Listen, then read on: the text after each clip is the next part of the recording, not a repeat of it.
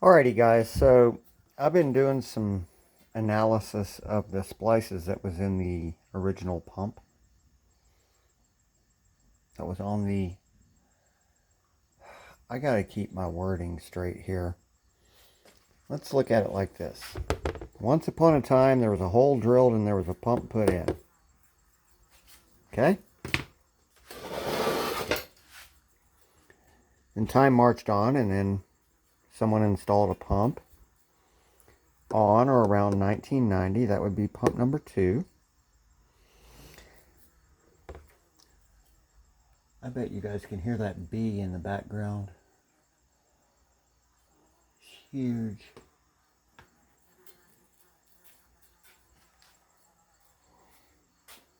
He's gone. So a pump was installed and they drilled a hole, put in pipe and put in wiring, and they had a pump with a pigtail on it and they spliced it to existing submersible pump wire. Time marched on. Then pump 2 was installed. I am speculating that when they had their pigtail on the pump, it was not long enough, but they had to splice it. So what they did was these splices were too high.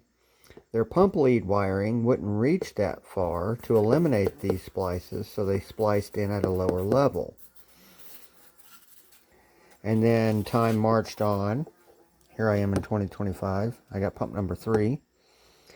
I decreased the overall length of my well pipe, my drop pipe, by about 3 foot, which gained me some distance on my wiring coming off of my new pump, which allowed me to eliminate 2 splice kits and make my own terminations by soldering. Are you tracking what I'm saying?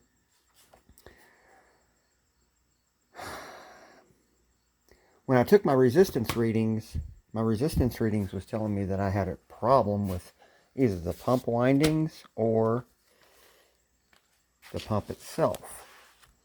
Because right there is my resistance readings.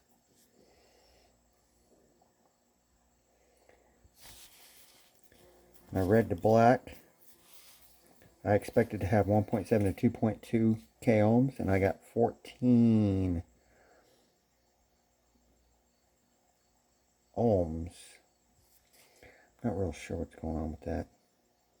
I can't duplicate it anymore because this was when the pump was in the water, wiring coming up to the control box,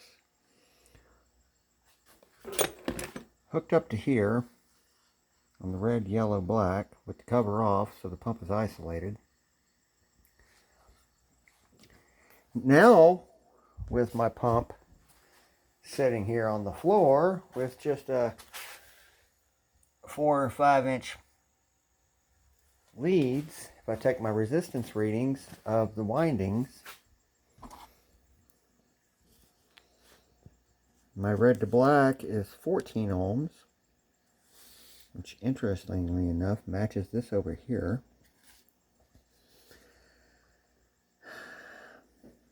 This 1.7 to 2.2 k ohms, I believe that's based on a 3 wire with ground. Remember, this pump is just a 3 wire no ground. I don't have any guidance on how to deal with that.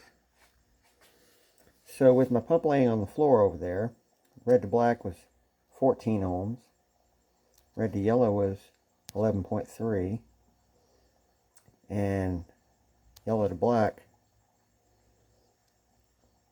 is 2.6 ohms. Now, talking to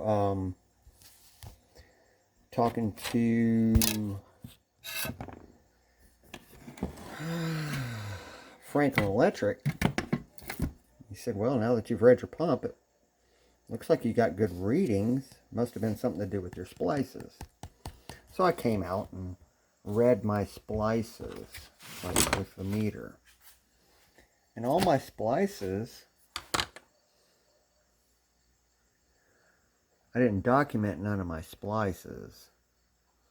all I did was just put a meter across them, and I was getting like continuity, you know, good readings. So I decided to do a post-mortem on the splices themselves, because the yellow wire has always been the suspect when you start looking at all these readings. It looks like in past videos you can start to see where the yellow wire becomes the probable fault. And when you look at the yellow wire, it does look a little hokey. But I was doing this while I straightened out the wire, and I noticed something. As I spin the wire around and look, looks like there's black everywhere. Let's go outside in some good daylight. Hang on. I'm going to attempt this. Let's look at the far left-hand side of the wire. See how it's darker? But if I spiral it around, you'll notice it went to yellow. And if I keep going, you'll notice, oops, as I turn it, it's spiraling down. I don't think I have a dark spot there. I have a spiral green tracer. And then right in this area is kind of suspicious, but I looked at it real close for that long length of darkness there. Let's get some sun. Let's put some sun on it. Again, I'm going to spiral it around. Ignore this white part. That was me dinking with the wire, and I scraped off some of the insulation. But as you go down, you'll see it spirals as though it's green tracer. And that's probably bad lighting. Too much sun. There we go. You can almost tell how it's spiraling around. So I was getting more and more confused about why is it now my pump is reading good for resistance checks, according to what Franklin Electric engineer said, and that he did make a comment that my voltages looked okay as well. I'm like, really? I need to follow up with him on that. Because here I am over here attempting to document the voltage from the red to ground. But what ground was I using? I was using the ground post in the box. But over here I had no ground wire hooked up associated to my pump. See, this would be the ground coming from your pressure switch, which ultimately feeds back to your breaker panel. And there's your line 1, which would be black, and then the next one would be white, well, for line 2.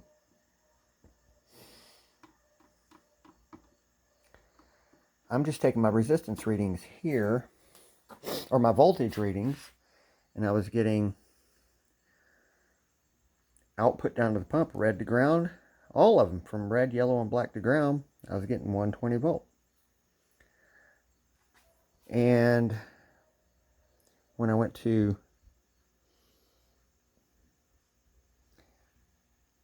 pump power on, the breaker on, red to black, I got 0 volts.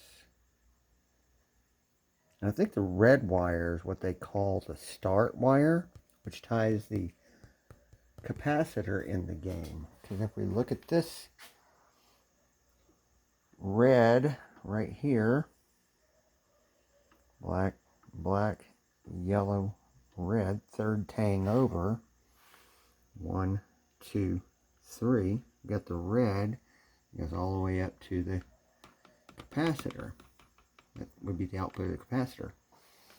So he was saying my voltages looked okay, and now that the resistance readings are better with the pump disconnected and all that, and the splice is eliminated, It must have something to do with my splices or my wiring. Well, I continuity tested I tested all the wiring as far as resistance above the splices. And then there's my reading below the splices. What I did was up at one end, I twisted all 3 wires together, and then down on the pump end, I read to yellow, yellow to black, and red to black. I wasn't getting anything out of the ordinary. I mean, we're talking about 350-foot loop here with a 9-volt battery. You know, one of the first things I did was I went out and bought a control box, because I thought, well, I've either got a control box or a bad control box or a bad pump or both. And I had that test going on where I had the other control box, which I've already returned, which had a white relay in it, but it was acting different than this relay. This relay is acting as though it fails, but the contact side of this relay is supposed to read open when the circuit is de-energized. It's normally open. The box that I had with the white relay, it reads normally closed. And it makes me wonder that when I put this on here, when it energizes, it disconnects the pump, which doesn't make any sense to me. Like, the box that I got was for a 3/4 horsepower pump, and this box is for a 1 horse. Is it possible that I got the wrong control box, and if I had gotten a 1 horsepower control box and plugged it up, my pump would have ran? That's where I'm at. I've got to get another control box. I need to get a relay, a blue relay, and then I can test this whole thing. But the point of this video is to point out that all my wiring is good. That's in the well right now, tied to the pump. And all my splices are checking out. I took these apart. They were, by the way, I think these splices came with pump number 2 in 1990. Why do I say that? With pump number 1, this pump was probably put in the late 60s. Let me tell you what, this is some serious quality, environmentally sealed, watertight heat shrink right here. This is thick wall heat shrink, the best money can buy, made by Campbell. This is some mil-spec stuff. Campbell. Just Google Campbell heat shrink, and this is the kind of stuff you'll find in automobiles where they splice wire. Thick wall. Look how thick that stuff is. When you put this heat shrink on over top of something, it will ooze glue out the ends and shrink. So I did a post-mortem on just one, and this is where I started to get a little frustrated, because I'm like, okay, that's a 10 to 12 gauge barrel splice, female to female, and it is the improper lug for this wire. This wire is 14 gauge, number 10 to number 12, and that's why there's so much extra room in each barrel left over. And it's probably just the size barrel splices that comes with the Campbell kit. I think this is what was originally put in. And what I was mentioning before is they originally put in the Campbell splices, then that pump failed. Then they took out the old pump and piped onto the new pump and found out their whip on the pump was not long enough to reach beyond this splice, so they just cut below it and grouped the wires and used these swimming pool company environmental splice kits called Hayward.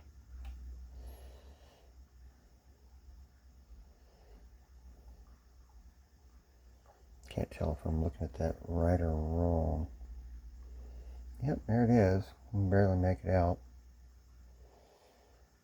And these really suck bad. They have a little gasket in there, but they're not. These things had water in them. So these were taped up. And these were taped up inside here. The ends has rubber boots on them. Little rubber booties that when you tighten the nut, the rubber is supposed to crimp or compress around the jacket of the insulation and seal. But it's junk. This is the cat's meow right here. Low profile and 100%. No questions asked. That's submersible below the ocean floor. Look at that. There's the glue that I'm talking about that oozes out. And when I was taking this one off, this stuff is still sticky. The glue is still sticky to this day. Watch, I'm gonna push my finger on it. There's the glue. Literally. That is some glue. I can't shake the wire off of me. There, finally. So give props to Campbell. Campbell's still in business and they still make these splices. I don't need to do a long video anymore on this particular topic. But what's bugging me is I need to get a relay, and if that pump runs, then that'll tell me that I had the wrong control box and I didn't have to possibly pull my pump.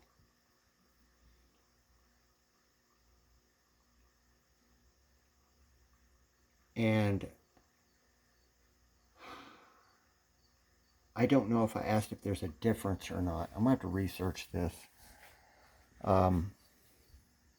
Okay, so it's a 35-year-old pump. But if it runs, then I'm going to prep it and deep store it for spare. Alrighty, guys. See ya. Bye.